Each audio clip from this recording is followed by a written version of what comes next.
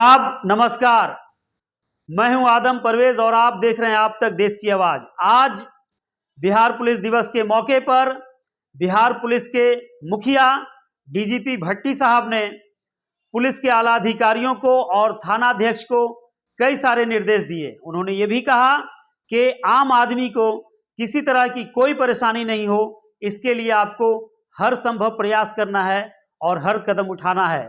उन्होंने 112 पर भी ये कहा कि अगर 112 के पुलिस कहीं खड़े हैं और किसी के साथ कोई परेशानी हो रही है तो अविलंब वो कार्रवाई करें, ताकि लोग ये ना बोलें कि पुलिस खड़ा है। तो इस तरह के कई सारे दिशा निर्देश हैं। आइए देखते हैं क्या कह रहे हैं डीजीपी भट्टी साहब।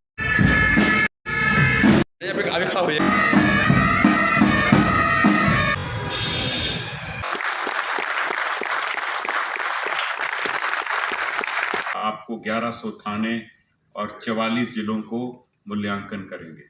आंकड़े के आधार पर नहीं, नागरिकों की संतुष्टि के आधार पर आपका मूल्यांकन। ये जो हमारा नागरिकों का विश्वास करने की यात्रा है, इसके 6 बिंदु सिर्फ मैं आज आपको बोलूंगा, उसको आप थोड़ा समझिए, क्योंकि ये थाना स्तर पर इसका इम्प्लीमेंटेशन मेरी अपेक्षा है। सबसे पहले आपका अपना व्यवहार, आपका अपना आचरण, और कोई ऐसा काम नहीं करना है कि जिससे पद का दुरुपयोग हो, भ्रष्टाचार हो। तो सबसे पहले अपने आप को ठीक रखना है। और थाना अध्यक्ष जो हैं, टीम के लीडर हैं, मैं मानता हूं कि उनका अपना आचरण सबसे पहले एग्जाम्पल होना चाहिए, जिसको बाकी भी देख के उस हिसाब से काम करेगा। तो आपको सबसे पहले आप अपनी टीम का आचरण, और ये चीज आप अगर ठीक से कर लेंगे तो आप देखेंगे कि आपको देख के बाकियों में भी बदलाव दिखने लगेगा। दूसरी चीज है, गांव मोहल्ला में आप अपनी पकड़ मजबूत करिए। लोगों से जो आप जुड़ रहे हैं, जो व्हाट्सएप ग्रुप बना रहे हैं, या जो आप विलेज क्राइम सर्वे करते हैं, लोगों से जुड़िए। और उसका वही है, know your area, know your people, know your. Sector अफसर जो हमारे हैं, हर गांव में कम से कम 50 लोगों को जाने, by name, by face, by family. और थाना अध्यक्ष भी लोगों को बाय नेम, बाय फेस जाने। ये इतना महत्वपूर्ण है कि इस सब चीज की बुनियाद है। जैसे ही आप व्यक्तियों को जानते हैं और एक नागरिक के रूप में उससे बात करते हैं, समझते हैं, आपके सारे काम करने के तरीके बदल जाएंगे। आप अपने आप को शासक मत समझिए, आप अपने आप को कानून का रक्षक की भूमिका में देखिए। कानून के रक्षक का रूपांतरण है वो आपके व्यवहार और आपके काम से जुड़ा है। और ये संभव है, लोग कर भी रहे हैं। बहुत से लोग कभी कभी मेरे पास आके बताते हैं कि साहब हमको बहुत मदद की, इसने मदद की। ऐसा नहीं कि ये संभव नहीं है, सिर्फ हमारी सोच इस ओर नहीं रही है। जिस दिन हर थानाध्यक्ष ये ठान लेगा अपनी टीम के साथ बैठ के, उस दिन से ये शुरू हो सकता है। तीसरा बिंदु है जो सबसे मैं मानता हूं कि हमारे लिए बड़ा चैलेंज होगा, एटलीस्ट कुछ जिलों में और कुछ थानों में, वो है 75 दिन में अनुसंधान को पूरा करना। ये बड़ा चैलेंज है, पर इसके रास्ते हैं, इसके रास्ते हैं। आप अपने पुलिस अधीक्षक के साथ बैठिए, जो हमको समझ आएगा वो हम बताएंगे, बाकी आप रास्ते ढूंढिए। 75 दिन में जिस दिन हमने अनुसंधान कर दिया, जो कहा जाता है कि भाई रूल ऑफ लॉ, जब एक व्यक्ति को पता है कि अगर वो कानून तोड़ेगा तो 75 दिन में उसके खिलाफ कोर्ट में केस जाएगा, तो कानून का जो जमीन पे जो पकड़ है, कानून अपने आप मजबूत हो जाता है। आज की डेट में हम 270 दिन में ये काम कर पा रहे हैं। निश्चित रूप से विलंब है और उसके कारण भी मैंने आपको बताए, लेकिन अब उसको खत्म करना है। तो 75 दिन में जैसे आपका अनुसंधान होने लगेगा, तो जो रूल ऑफ लॉ है वो अपने आप जमीन पे दिखने लगेगा। चौथी बात है जो हमारे विभाग के लिए महत्व है, मांग की संख्या तो बढ़ रही है, लेकिन महिला के अपराध की बात हो या महिला को पुलिस पे फेथ की बात से विशेष ध्यान देने को चाहूंगा कि महिला सुरक्षा बात थोड़ा से आगे बढ़े। अब हम जो सिद्धांत को अपनाएं, महिला कॉन्फिडेंस हो, वो कहीं 24 घंटे भी जा सकती हैं, वो माहौल, वो विश्वास दिलाएं। और ये माहौल दिखना चाहिए। आपसी में है, कोई लड़की उसके साथ इच्छा कर रहा है, तो आगे होकर देखिए, उसको ये समझ आए कि पुलिस के रहते ये नहीं हो रहा है, उसका इलाज महिला को इसमें कमेंट करने से संकोच रहा, बहुत छोटी चीजें वो इसको कमेंट नहीं करती, बाद में वो बड़ी घटना के रूप में सामने आती है। इसके लिए मैं चाहूंगा कि जो हमारी 112 की सेवा है, हम इसको हर महिला को ये फ्रीडम दें कि उससे कहीं भी कोई बात हो तो वो 112 को फोन करे और वहां महिला ही सुनेगी और वो थाना के महिला हेल्प डेस्क तक पहुंचाएगी और वो महिला ही कार्रवाई करेगी। महिलाओं को ये विश्वास हो कि मेरी बात महिला सुनेगी, महिला कार्रवाई करेगी, तो वो संकोच कम होगा। इस चीज को आपने जमीन पे उतारना है। महिला हेल्प डेस्क थानों में बन गए हैं, जो बचे हैं वो भी अब जल्दी चालू हो जाएंगे। तो हमारा जो 112 का फैसिलिटी है वो महिलाओं के लिए हम खोल दें, चाहे इमरजेंसी नहीं भी है तो उसकी शिकायत को महिला हेल्प डेस्क तक पहुंचाएं और वो महिला हेल्प डेस्क ये इंश्योर करे कि जो कार्रवाई बनती है जो महिला से संबंधित है, जहां महिला से छेड़खानी हो गया या इस तरह की कोई जो बात है, उसमें वो कार्रवाई महिला शुरू से लेके अंत तक एंड टू एंड सोल्यूशन महिला की समस्या का महिला ही देगी पुलिस। ये चीज को आप इंप्लीमेंट कर देंगे तो जो आपका सिटीजन सेटिस्फैक्शन सर्वे है, महिला 50% आबादी है, तो आपके सर्वे में सबसे ज्यादा कॉन्फिडेंस उन्हीं का दिखेगा।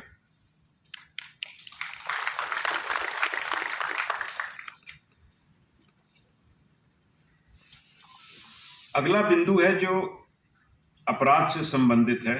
बिहार पुलिस ट्रेडिशनली अपराध के प्रति हमेशा सजग रही है, लेकिन ये साइकिल जो है अपराध का, अपराध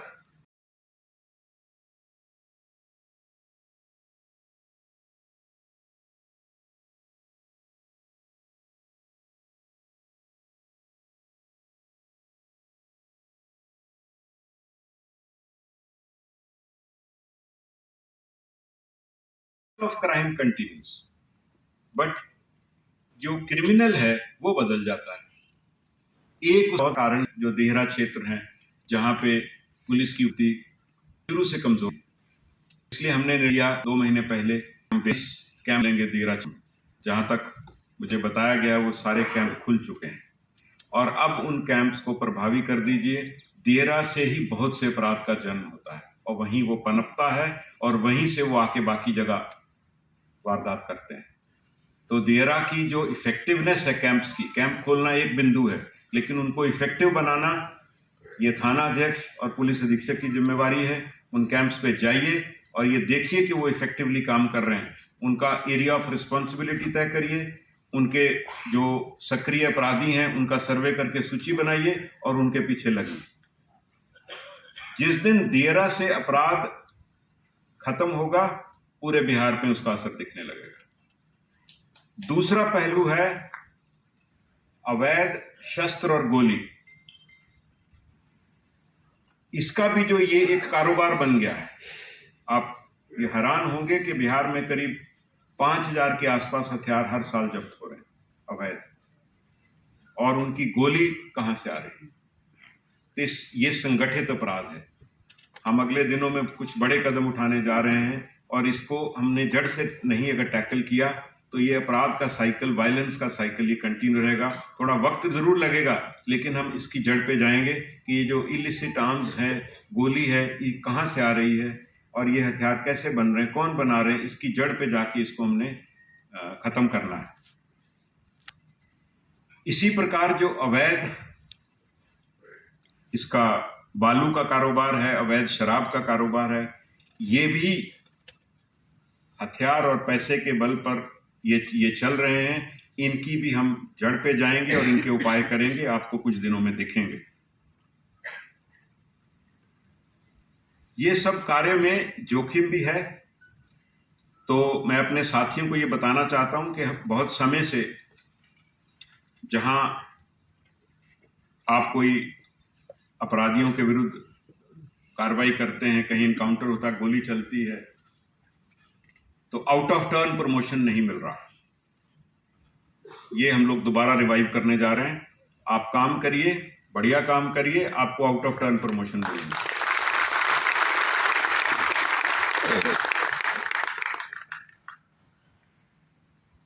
उसके बाद जो चीज समझने की है, जो भविष्य है, वो टेक्नोलॉजी का। तो टेक्नोलॉजी को अपनाना हमारे लिए अनिवार्य है। पिछले 1 साल में हमने हर थाना में डाटा सेंटर एस्टैब्लिश किए हैं। करीब 4000 हमारे कर्मी थाना में, काफ़ी संख्या में महिलाएं ट्रेन हुई हैं, काम कर रही हैं, जिसके बल पे हमने अपना क्राइम क्रिमिनल ट्रैकिंग सिस्टम को खड़ा किया है।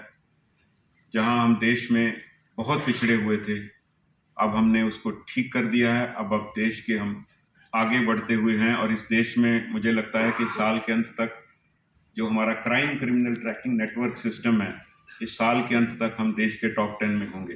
वो हमारा बुनियाद होगा। अगली जो युग आ रहा है पुलिसिंग का, और बहुत तेजी से आ रहा है, नए क्रिमिनल लॉज नोटिफाई हो गए हैं, वो डिजिटल इन्वेस्टिगेशन की बात कर रहे हैं, डिजिटल ट्रायल की बात कर रहे हैं। तो उस युग के लिए हमको जो खड़ा होना है, तो टेक्नोलॉजी अडॉप्शन जो है वो बुनियाद है सबको। कुछ लोग पुराने होंगे, संकोच होगा, कोई बात नहीं, ट्रेनिंग का अवसर सबको मिलेगा। आप अपना सिर्फ मन बनाइए, जो नौजवान है वो जल्दी पकड़ेंगे, लेकिन बाकी भी पकड़ सकते हैं इसको, ऐसी कोई बात नहीं है। आपकी रुचि होना चाहिए, बस समझ लीजिए कि इसके बिना काम नहीं चलेगा, टेक्नोलॉजी के बिना काम नहीं चलेगा। और हमने ये प्रस्ताव बना रहे हैं कि हर अनुसंधानकर्ता को एक लैपटॉप और एक स्मार्टफोन देना है,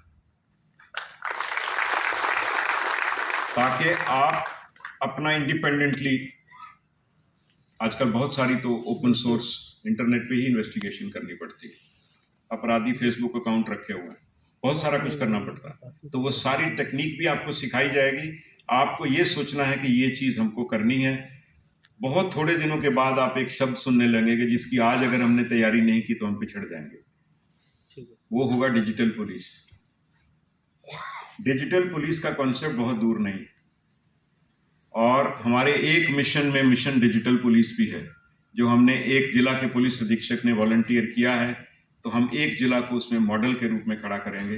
तो डिजिटल पुलिस का जो युग है वो बहुत दूर नहीं है, और हम उसमें अग्रणी होकर आगे बढ़ना चाहते हैं। और मैं चाहूंगा कि आपकी सोच जैसे ही बदलेगी कि नहीं ये करना है, पुलिस का एक डीएनए होता है, उसको समझ होती करना क्या है।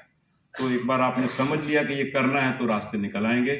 तो बहुत जल्दी इसकी जो डिजिटल पुलिस है इसकी चर्चाएं भी शुरू हो जाएंगी, और हमको ये उसके पहले अपने आप को इंफ्रास्ट्रक्चर हो, चाहे थाना लेवल पर हो, वो सारे इंफ्रास्ट्रक्चर खड़े करने होंगे, ट्रेनिंग करनी होगी। जैसा कि आप जानते हैं हमारे पास 4 ही ट्रेनिंग सेंटर था, और सरकार ने पिछले साल 22 और अतिरिक्त ट्रेनिंग सेंटर स्वीकृत किए हैं, जो कि बिहार स्पेशल आर्म्ड पुलिस के बटालियंस में काम करेंगे, और हम लोग को आशा है कि हम उनको जल्दी खड़ा करेंगे। डीजी बीएसएफ इसमें पूरा प्रयास कर रहे हैं कि इनको हम 1-1.5 साल के अंदर खड़ा कर दें, और वो सारे सेंटर राष्ट्रीय मानक के अनुसार बनेंगे, ताकि वो बेस्ट ट्रेनिंग सेंटर बने। और मैं आप लोगों से चाहूँगा जिनका रुचि है ट्रेनिंग में, वो अपना वॉलंटियर करें। हम ईमेल से आपकी विलिंगनेस मांगेंगे, 12.5% उसमें अतिरिक्त पे भी है सब में। तो जिसको रुचि है, जो ये करना चाहता है, वो ट्रेनिंग से भी जुड़े, क्योंकि हमको अपने आप को खड़ा करने के लिए ट्रेनिंग को बहुत बड़ी प्राथमिकता देनी होगी। और ये 22 ट्रेनिंग सेंटर, बिल्डिंग तो खड़ी हो जाएगी, लेकिन क्वालिटी आती है ट्रेनर से। तो ट्रेनर खड़े करना भी एक हमारे लिए बड़ा काम है। आप सब इसका महत्व समझिए। थानों को भी ट्रेनिंग से जोड़ेंगे। थाना में भी हम हाइब्रिड मोड की ट्रेनिंग लेके आएंगे, कुछ फिजिकल ट्रेनिंग होगी, कुछ थाना लेवल पर होगी।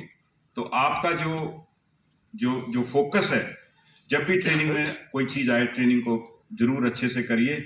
आने वाले युग में नॉलेज अपडेशन नहीं करिएगा तो पिछड़ जाइएगा। और ये युग टेक्नोलॉजी का युग है। जमीन पे जो काम करना है वो भी करना है, लेकिन बिना टेक्नोलॉजी के नहीं चलेगा। अंत में मैं अपने सभी जिन्होंने जितने काम मैंने गिनाए, ये सारे काम करने में उन्होंने बहुत अच्छे से काम किया, पूरी लगन से काम किया। तो प्रमोशन की बात हो तो एडीजी हेडक्वार्टर और उनकी टीम को मैं बधाई देता हूं।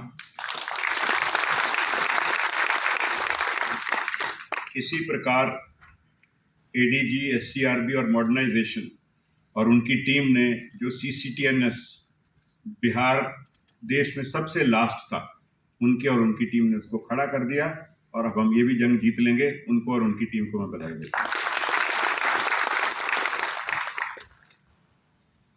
एडीजी ट्रैफिक और उनकी जो लगन रही है अपने काम के प्रति, वो रोज मुझे एसएमएस भेज देते हैं कि ये पेंडिंग है। मुझे अच्छा लगता है बिकॉज वो अपने काम के प्रति सजग है। तो ट्रैफिक का जो काम है इसी को आगे बढ़ाना है। मैं उनको चाहूँगा कि वो अपनी, अब आपको सहयोग के लिए हम पदाधिकारी भी देंगे, तो ट्रैफिक को पुलिसिंग के सेंटर में ले आइए। अभी तक हम पेरिफेरी पे रहे हैं, ट्रैफिक को हार्ट ऑफ पुलिसिंग में लेके आना है। इसी प्रकार एडीजी प्रोविजन और उनकी टीम ने जो 1000 गाड़ियां हम आपके पास भेज पाए या 1383 वाहन जो हम भेज पाए, वो एडीजी प्रोविजन और उनकी टीम का काम है। उनको भी मैं बधाई देता हूं। इसी प्रकार एडीजी ऑपरेशंस तत्कालीन और वर्तमान, इन्होंने जिला लेवल पे जो अपराध नियंत्रण का डीआईयू के साथ व्यवस्था खड़ी करी है और जो आगे बढ़ाई जा रही है, ये एक नई शुरुआत है। मैं इनको चाहूँगा कि पूरी लगन से इसको खड़ा करें और जो हमारा मिशन सुरक्षा है कि जड़ पे चोट, वो एडीजी ऑप्स और उसकी टीम पूरी लगन से इसको आगे बढ़ाए। और हम चाहेंगे कि आप एकदम ज़मीन तक ये मैसेज पहुंचा दीजिए कि इसको अब जड़ पे ही हमने समाप्त करना है। यही हमारा फोकस रहेगा। बाकी भी हमारे जितने पदाधिकारी हैं, किसी का छूट गया हो, लेकिन मैं सबको ये कहना चाहता हूं कि आप जो काम कर रहे हैं, जो प्रयास कर रहे हैं, ये टीम वर्क का ही रिजल्ट होता है। और सीआईडी को मैं भूल गया, जब हमने ये शुरू किया था आईओएस की संख्या बढ़ाना, तो एडीजी सीआईडी और उनकी टीम ने ही वो पहला प्रस्ताव सफल कराया था जिसमें अनुसंधानकर्ताओं की संख्या बढ़ी थी। और आज भी जो नए क्रिमिनल लॉज आने वाले हैं जिससे सारी पुलिसिंग बदल जाएगी, वो भी मूल काम सीआईडी को ही करना है। मैं इनकी और इनकी टीम को भी शुभकामना देता हूं कि इसको मजबूती से पार करें।